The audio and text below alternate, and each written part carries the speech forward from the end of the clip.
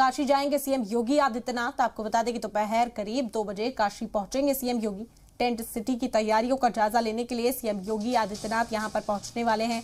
काशी विश्वनाथ मंदिर में दर्शन करेंगे CM Yogi Adityanath. Circuit house में सीएम योगी समीक्षा बैठक में हिस्सा लेंगे।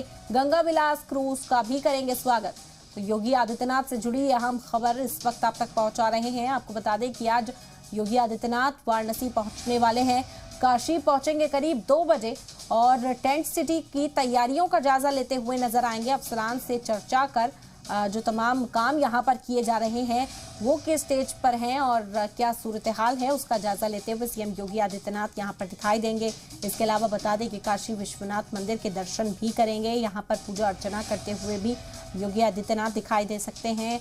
सर्किट हाउस में सीएम योगी समीक्षा मीटिंग करने वाले हैं। इसके अलावा गंगा विलास क्रूज का भी करेंगे स्वागत। तो योगी आदित्यनाथ का जो आज वाराणसी दौरा है, आपको उस लिहाज से ही तमाम अपडेट्स जो हैं तो जो जानकारी है वो पहुंचा रहे हैं आप तक। करीब 2 बजे योगी आदित्यनाथ काशी पहुंचेंगे।